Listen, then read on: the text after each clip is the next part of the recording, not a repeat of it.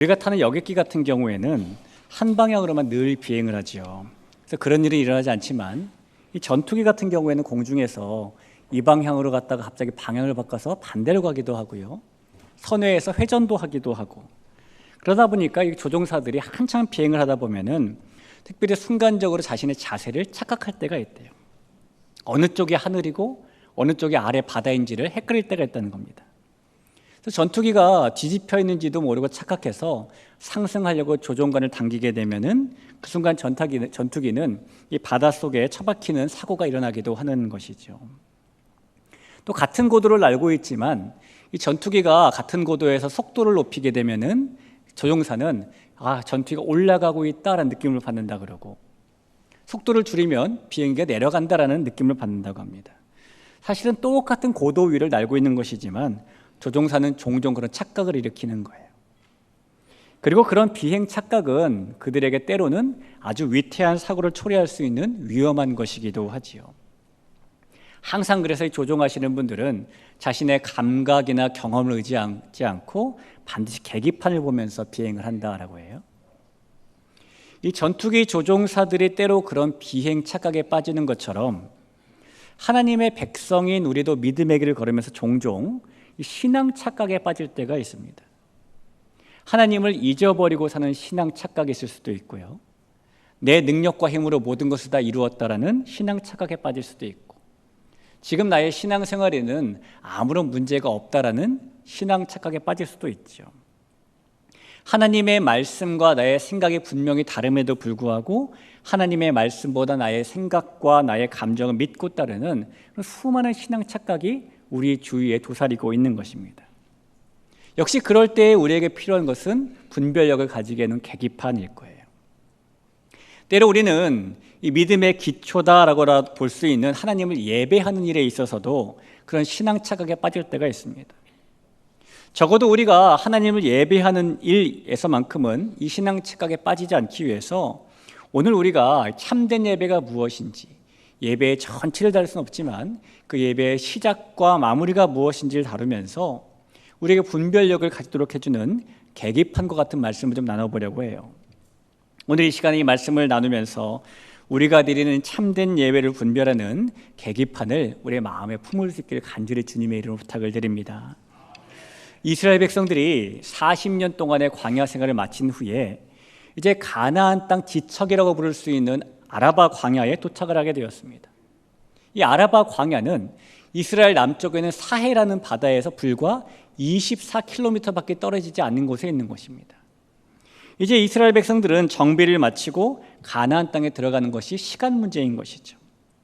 그런데 그때 모세가 가나안 땅에 곧바로 들어가지 않고 이스라엘 백성들을 다 불러 모은 다음에 그들에게 옛날 이야기를 하기 시작합니다. 신명기가 그런 책이에요. 1장 1절 한번 볼까요? 이는 모세가 요단 저쪽 숲 맞은편의 아라바 광야, 곧 바란과 도벨과 라반과 하세롯과 디사합 사이에서 이스라엘 무리에게 선포한 말씀입니다. 이미 이때는 여호수아와 갈렙을 제외한 출애굽을 직접 경험했던 1세대 이스라엘 백성들은 광야에서 다 사망한 후였고, 이제는 그 옛날을 정확히 기억하지 못하는 출애굽 2세대 백성들만이 남아서 가나안 땅에 들어갈 준비를 하고 있는 겁니다. 그래서 모세는 그들에게 그 옛날 이야기를 해줄 필요가 있었던 것이죠. 이 신명기라는 성경은 그렇게 가나안을 눈앞에 두고 있던 모세가 이스라엘 백성들에게 남긴 고별 설교와 같은 글이고요. 그 모세의 고별 설교를 거듭신, 명령할 명, 기록할 기, 그래서 하나님의 명령을 거듭 되풀이해서 기록한 책이라는 뜻의 신명기라고 부르는 겁니다. 우리가 흔히 과거를 현재를 또는 미래를 비추는 솔직한 거울이다라고 말을 해요. 누구나 다 현재 자기의 상태를 파악하기 위해 혹은 미래 자신의 방향을 설정하기 위해서는 과거를 잘 알 필요가 있기 때문이죠. 그래서 우리가 병원에 가게 되면 의사 선생님들이 꼭 묻는 게 있습니다. 우리의 과거에 대해 물어요. 복용하고 있는 약이 있는가? 가족 중에 이런저런 병을 앓으신 분이 계시는가? 어디 혹시 부딪힌 적은 없는가? 과거에 수술받은 게 있다면 무엇을 받았는가? 우리의 과거를 정확히 알면 알수록 그 의사가 지금 더 정확한 진단과 처방을 내릴 수 있기 때문인 것이죠. 지금 가나안 땅 입성을 앞두고 있는 이스라엘 백성들에게 필요한 것이 바로 그렇게 과거를 아는 것입니다. 자, 모세는 그래서 이 신명기를 통해서 하나님의 말씀을 거듭 말씀해 주고 있는데요. 오늘 우리가 살펴보고 싶은 것은 하나님께서는 왜 이스라엘 백성들을 이렇게 거듭 명령을 주시면서까지 가나안 땅으로 인도하시는가에 관한 겁니다. 하나님께서는 왜 이스라엘 백성들을 애굽에서 출애굽시키신 것일까요? 너희 그동안 애굽에서 고생 너무 많았다. 이제 너희도 가나안 땅에 들어가서 보란듯한 집도 한번 가져보고 땅도 넉넉히 소유해보고 남부럽지 않게 떵떵거리며 한번 살아봐라.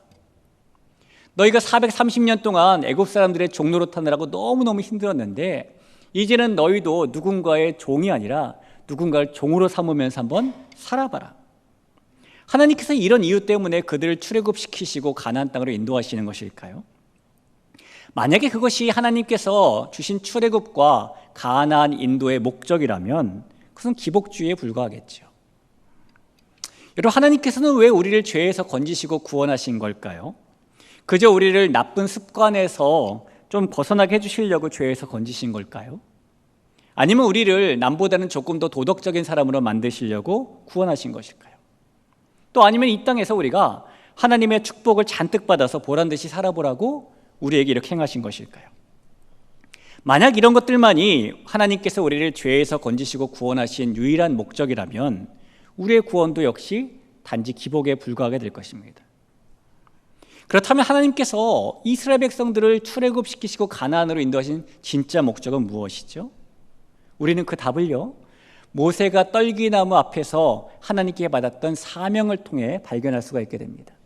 이 출애굽기 3장 18절을 보니까 그들이 내 말을 들으리니 너는 그들의 장로들과 함께 애굽 왕에게 이르기를 이브리 사람의 하나님 여호와께서 우리에게 임하셨은즉 우리가 우리 하나님 여호와께 제사를 드리려 하오니 사흘길쯤 광야로 가도록 허락하소서 하라 라고 모세에게 사명을 주셨어요.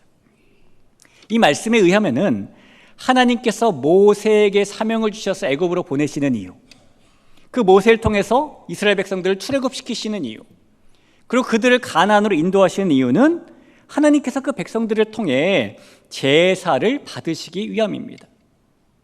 하나님께서는 하나님의 백성들을 통해서 예배 받으시기 원하시기 때문에 그들을 출애굽시키신 것이고 우리를 구원하신 것이죠. 저와 여러분이 죄에서 건진받고 구원받은 유일한 이유도 바로 하나님께 참된 예배를 드리게 하시기 위함이에요. 여러분, 참된 예배라는 게 무엇일까요? 우리는 매 주일이 되면 이 자리에 모여서 예배를 드립니다. 우리가 찬양대의 임례송 시작부터 축도 후 폐회성 마칠 때까지 이 자리를 지키고 있으면 그것이 참된 예배를 드리는 것일까요? 어떤 목사님이 결혼을 했습니다. 한참 신혼 시절을 보내던 어느 날에 이 목사님이 집에서 방 정리를 하다가 사모님의 조그만한 가방에서 통을 하나 발견하게 되었어요. 그 통이 무엇이냐고 사모님께 물었습니다. 그래서 사모님이 깜짝 놀라면서 다른 건 몰라도 앞으로 절대 이것은 열어보면 안 돼요 라고 신신당부했습니다. 그래서 목사님이 너무너무 궁금했지만 사모님이 워낙 완강하게 말하는 바람에 알겠다고 약속을 했어요. 그리고 세월이 20년이 지났습니다. 어느 날 목사님이 이사를 하게 되어서 짐을 정리하다가 20년 전에 그 통을 우연히 다시 한번 발견하게 되었어요. 그래서 그 목사님의 속으로 이제 20년이나 지났는데 뭐 좀 괜찮겠지라는 생각에 그 통을 열어봤답니다.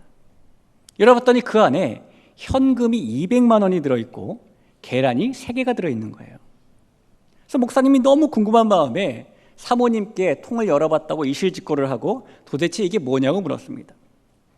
그러자 사모님이 열어보지 말랬는데 열어봤다고 원망을 하면서 마지못해 이야기를 꺼냈어요. 이제는 말씀드릴 수 있는데 제가 결혼한 후에 당신이 교회에서 설교하실 때 졸음이 오면 그때마다 계란을 하나씩 사 모았어요. 그래서 목사님이 기분이 너무 좋아졌어요. 그래? 20년 동안 내가 3번밖에 졸음이 오는 설교를 하지 않았어? 근데 200만 원은 뭐야? 사모님이 머뭇거리며 말했죠. 모았던 계란 판돈이요. 이렇게 말했답니다. 오늘 집에 가서 있는 계란을 싹 다 먹어버려야 되겠어요. 여러분, 참된 예배가 무엇입니까? 예배 중에 뭐 이렇게 졸음이 오지 않으면 참된 예배를 드리는 걸까요? 참된 예배는 단순히 그런 문제가 아니죠. 오늘 우리가 하나님께서 원하신 참된 예배가 무엇인지 두 가지 사실을 우리 마음속에 좀 새겨봤으면 좋겠어요. 먼저 참된 예배라는 것은 우리 안에 하나님만 두는 것으로부터 시작하는 것입니다.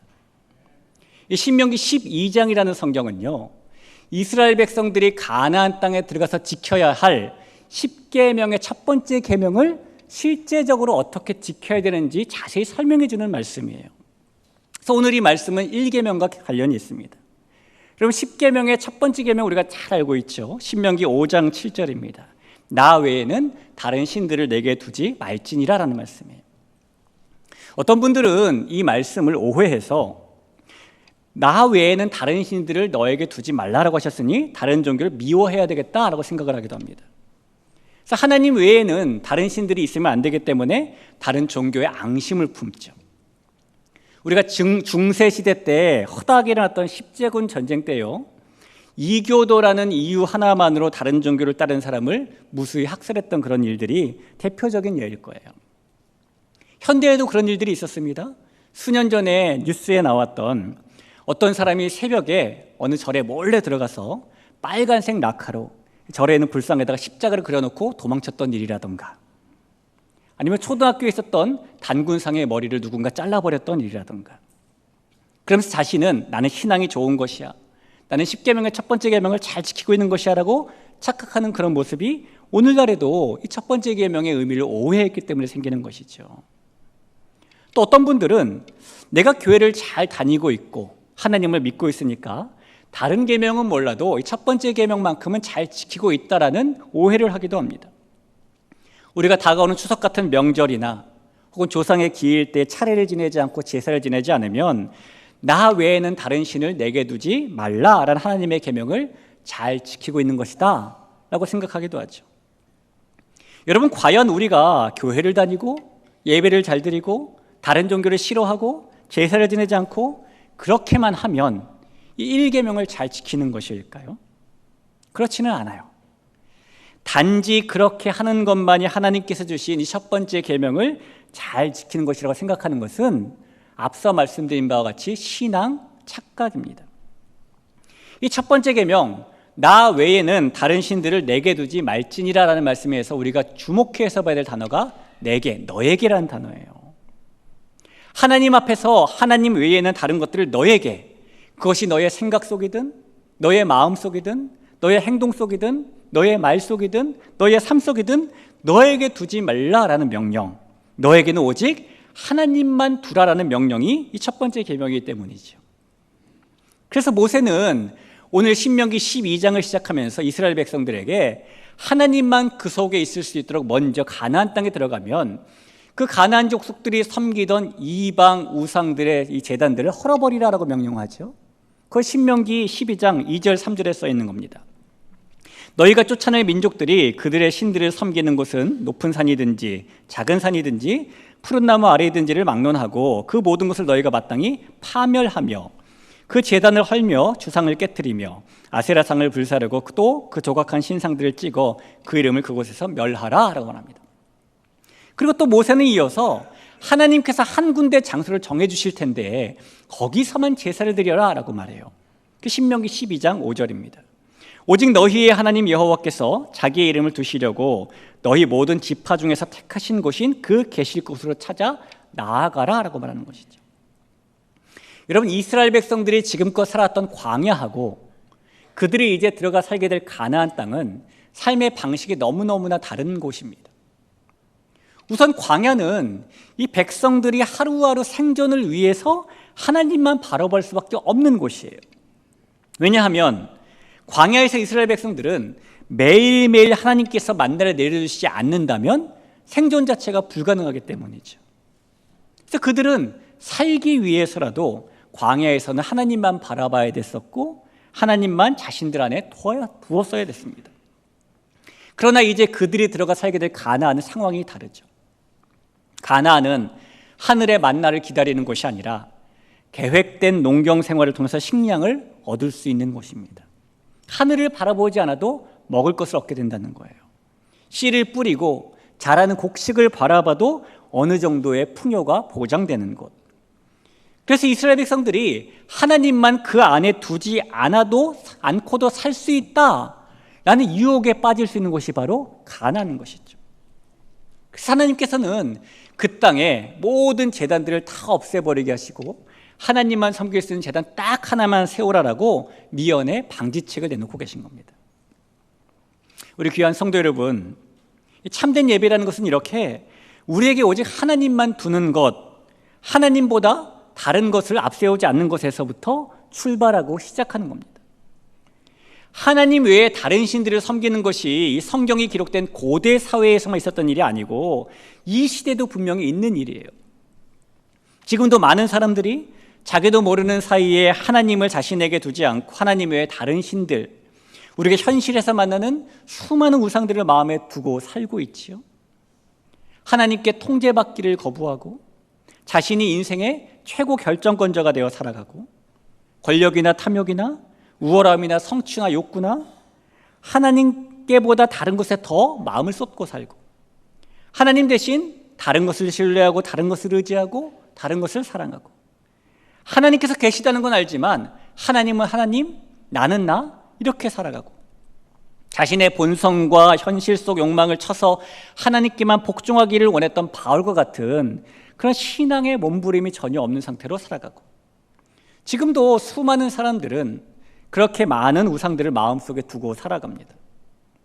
그러나 여러분, 그렇게 수많은 우상들을 마음속에 두고 사는 것은 우리에게 오직 하나님만 두라라는 첫 번째 계명도 잘 지키지 못하는 모습이고 아울러 참된 예배도 드리지 못하는 모습입니다.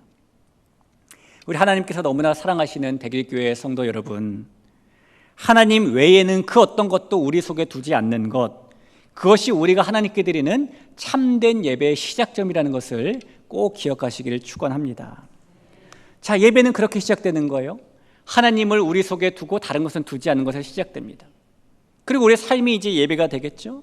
이 공동체 예배가 예배가 될 것입니다.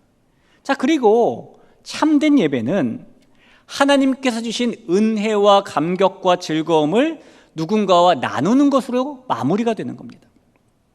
시작은 하나님만 내 속에 계시게 함으로써 시작하고 마무리는 하나님이 주신 것들을 누군가와 나누면서 마무리되는 것이 참된 예배라고 말씀드리는 겁니다. 하나님께서는 오늘 이 성경에 보니까 하나님께 제사를 드릴 곳을 한 곳으로 지정하셔서 그곳에서만 예배드리라고 말씀하셨어요. 그게 오늘 우리가 읽은 본문 중에 11절에 나옵니다. 너희는 너희 하나님 여호와께서 자기 이름을 두시려고 택하실 그곳으로 내가 명령하는 모든 것을 모두 가지고 갈지니 곧 너희의 번제와 너희의 희생과 너희의 11조와 너희 손의 거제와 너희가 여호와께서 원하시는 모든 아름다운 선물을 가져가라 라고 말하죠. 아울러 13절과 14절에도 동일하게 말씀합니다. 너는 삼가서 내게 보이는 아무 곳에서나 번제를 드리지 말고 오직 너희의 한 지파 중에 여호와께서 택하실 그곳에서 번제를 드리고 또 내가 내게 명령하는 모든 것을 거기서 행할지니라 라고 말하죠. 이렇게 하나님께서 가나안 땅에서는 예배의 처소를 한 군데로 정하셨다는 거예요. 자, 그런데요, 하나님이 가나안에서의 예배의 처소를 한 군데로 정하시자 어려운 일이 한 가지 예상되기 시작했습니다. 그 어려운 일이라는 것은 희생제물로 바쳐진 고기를 나누어 먹는 일과 관계가 있는 거예요. 레위기에 보면 여러 가지 제사법이 나오죠. 그중에 우리가 제일 잘 알고 있는 번제라는 제사는 제물의 모든 것을 하나도 남김없이 하나님께 다 태워서 올려드리는 겁니다. 그런데 이 제사 중에 화목제라는 제사가 있어요. 화목제는 제물의 일부는 하나님께 태워서 올려드리지만 나머지 고기는 제사장과 제사 드린 사람과 그 사람의 가족과 그 사람의 이웃과 나눠 먹는 제사입니다. 레위기 7장 15절에 써 있습니다. 감사함으로 드리는 화목제물의 고기는 드리는 그날에 먹을 것이요 조금이라도 이튿날 아침까지 두지 말 것이니라. 이 화목제에서 가장 중요한 것 중에 하나가 이 고기를 함께 나누어 먹는다는 데 있어요. 여러분, 우리가 외국 식당에 혹시라도 가보게 되면 외국 식당들은 우리나라와 다르게 식탁의 모든 것들이 철저하게 개인화되어 있죠. 이 개인 그릇에 자기가 먹는 것이 다 담겨 있어서 자기 그릇에 있는 것만 먹습니다. 근데 우리나라는 그 음식 문화가 달라요.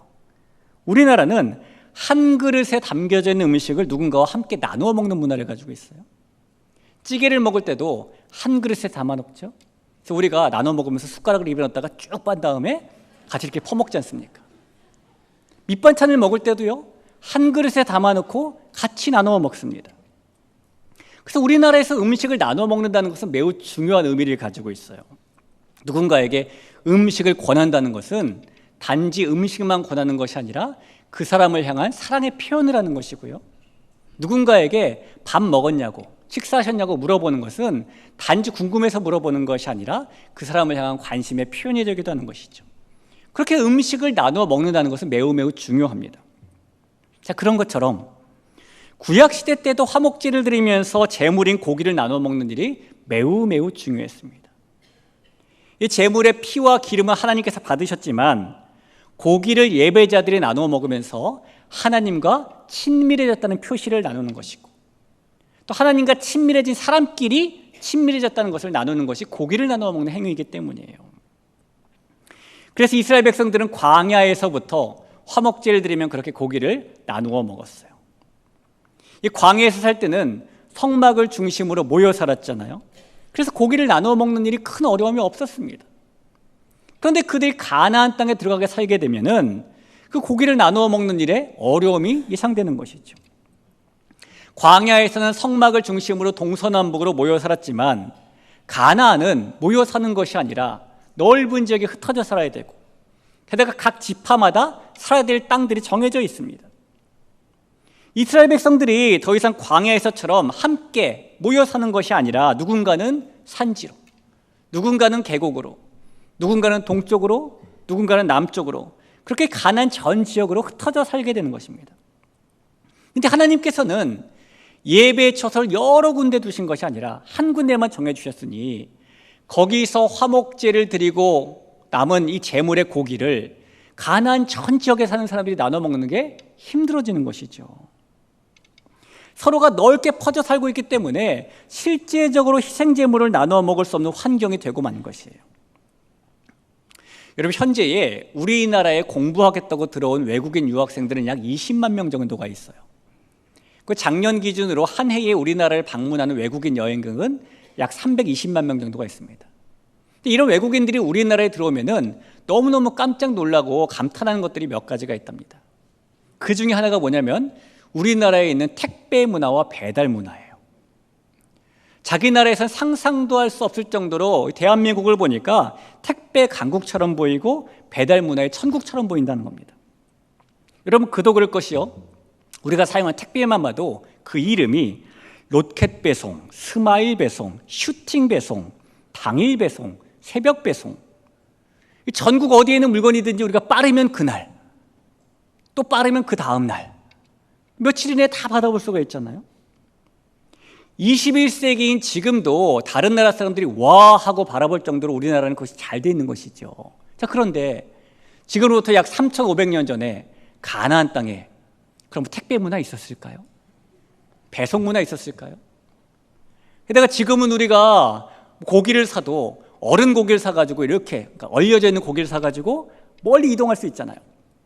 근데 이 시대에 무슨 저장 능력이 있고 냉동할 수 있는 기술이 있겠습니까? 재물을 잡은 생고기를 이동해야 되는데 그 더운 나라에서 예루살렘에서 잡아가지고 저 갈릴리까지 보내면은 고기는 다 상할 거예요. 그럴 수 없는 것이죠. 가나안에서는 하나님께서 택하신 장소에서 제사드린 화목제물이 다른 지역에 사는 사람들과 함께 나누어 먹을 수 없는 환경이 되고 마는 것입니다. 그리고 이것은 단지 고기를 좀 먹는다, 고기를 좀 못 먹는다, 이런 문제가 아니라 앞서 말씀드린 바와 같이 예배의 주인이신 하나님과 친밀함을 나누지 못하게 된다는 심각한 문제입니다. 자, 그런데 여러분, 우리 하나님은 어떤 분이시죠? 그 자녀인 우리와 친밀하게 교제하기 원하시는 분이시잖아요. 그래서 하나님께서 이 문제를 해결할 방책을 하나 주시게 되는데요, 이 문제를 해결할 방책이 오늘 우리가 읽은 본문 뒷부분에 나옵니다. 신명기 12장 15절을 볼까요? 각성에서 내가 원하는 대로 가축을 잡아 그 고기를 먹을 수 있다 라고 말하고 20절도 한번 보겠습니다.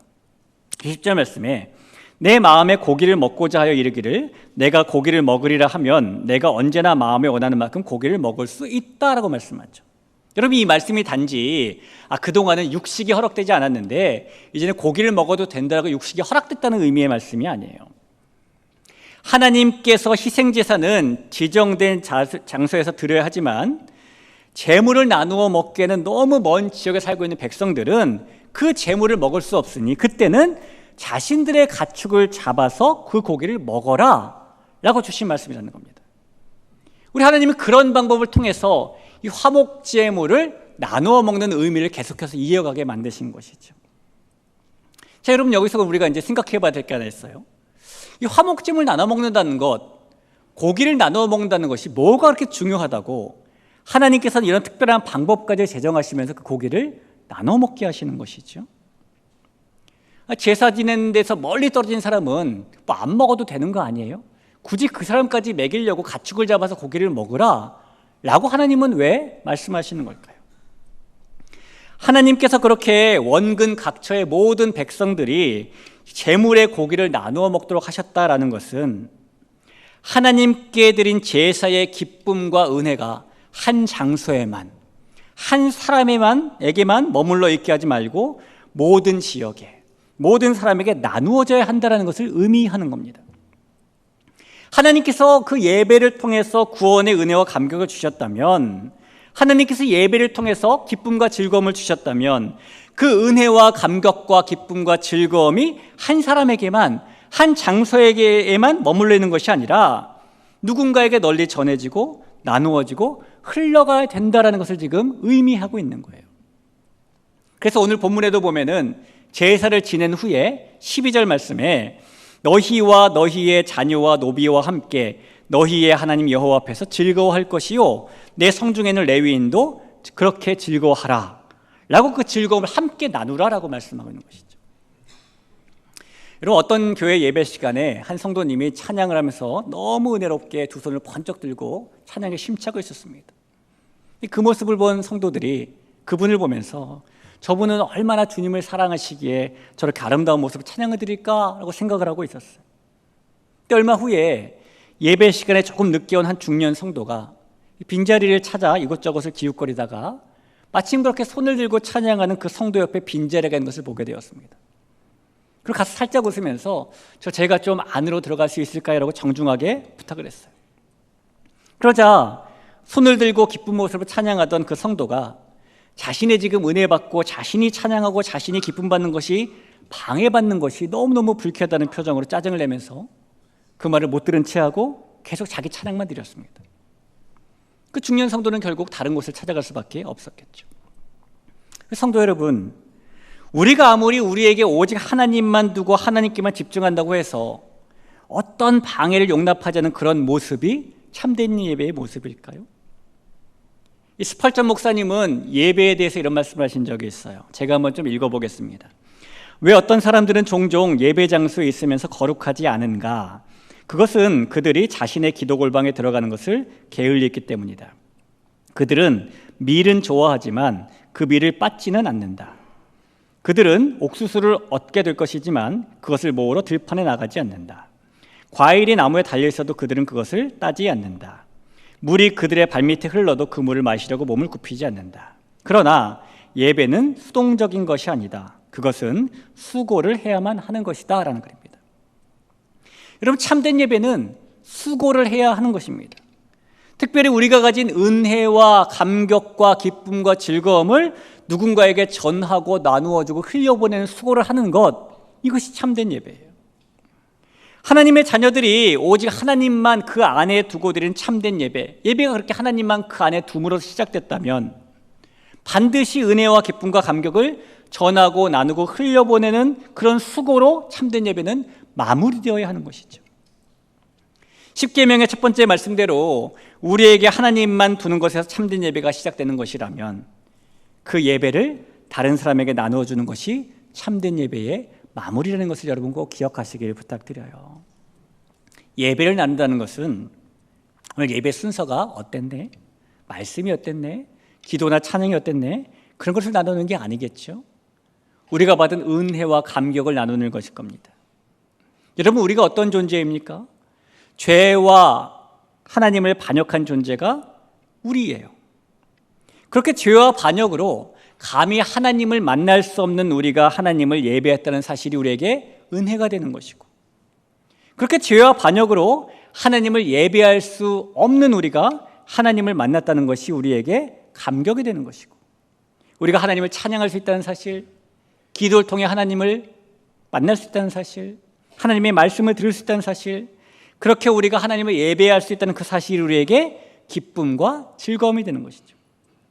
그리고 그런 은혜와 감격과 기쁨과 즐거움은 우리를 통해 누군가에게 전달되고 나누어져야 하는 것이라는 겁니다. 특별히 이스라엘 사람들이 먹은 고기가 화목제물의 고기이기 때문에 우리의 참된 예배는 진정한 화목제물이신 예수님을 누군가에게 전하고 나누는 것으로 이어집니다. 하나님 편에 설 수 없던 우리가 하나님과 친교를 나눌 수 있는 존재가 된 것은 모두 예수님 때문이라는 것, 우리가 하나님을 예배할 수 있게 된 것은 모두 예수님 때문이라는 그 사실을 전하고 나누는 것이 참된 예배인 거예요. 사랑하는 성도 여러분, 하나님을 찾을 수도 만날 수도 예배할 수도 없었던 저와 여러분이 예수님 때문에 하나님을 예배할 수 있게 되었다는 그 사실을 누군가에게 전하고 나누면서 그렇게 참된 예배자로 살아가는 우리 모두가 될 수 있길 주님의 이름으로 간절히 축원합니다. 어쩌면 우리는 나는 하나님께 참된 예배를 드리고 있다 라는 신앙 착각에 빠져서 살아갈지도 몰라요. 어떤 분이 성도의 유형을 구분해 놓은 글을 한번 본 적이 있어요. 성도 중에는 달구지 같은 성도가 있는데, 이런 성도분은 누가 꼭 밀어줘야만 한 걸음 앞으로 나아가는 분이라고 합니다. 또한 성도 중에는 하늘에 나는 연과 같은 성도님도 계시는데, 이런 성도는 잘 붙잡고 있지 않으면 어느새 소리 없이 날아가 버리는 성도래요. 또 성도 중에는 풍선과 같은 성도가 있는데, 이런 분은 잔뜩 부풀어 있어가지고 언제 터질지 모르는 그런 성도랍니다. 크리스마스 추리 장식 같은 성도님도 계세요. 이런 성도는 쉴 새 없이 꺼졌다 켜졌다 꺼졌다 켜졌다를 반복하는 분이랍니다. 시험 감독관 같은 성도도 계시는데, 이런 성도는 교회의 모든 것에 점수를 매기는 분이라죠. 그리고 예수 성도가 있대요. 예수 성도는 참된 예배를 드리는 사람이랍니다. 물론 어떤 분이 구분해 놓은 거지만 여러분, 저와 여러분은 하나님께서 보시기에 이런 예수 성도인 줄로 믿습니다. 참된 예배는 우리에게 하나님 외에 다른 것이 자리 잡지 않게 하는 것에서 시작하는 것이고, 참된 예배는 우리가 받은 은혜와 감격과 기쁨과 즐거움을 다른 사람에게 나누고 전하고 흘려보내는 것으로 마무리되는 겁니다. 그렇게 하나님만 계심으로 시작되기 때문에 참된 예배에는 생명이 있고 변화가 있는 것이고, 그렇게 누군가에게 전하고 나눔으로 마무리되기 때문에 참된 예배에는 소망이 있고 위로가 있고 힘과 능력이 있는 거예요. 그렇게 시작과 마무리를 참된 예배자로 설 수 있는 우리 대길의 모든 건축될 수 있기를 주님의 이름으로 간절히 축복합니다. 우리 그런 마음 가지고 같이 한번 찬양할 텐데, 우리를 통해서 많은 사람들이 주의 영광을 보기를 소망하는 마음을 가지고 같이 한번 찬양하죠. 내 눈 주의 영광을 보네. 내 눈 주의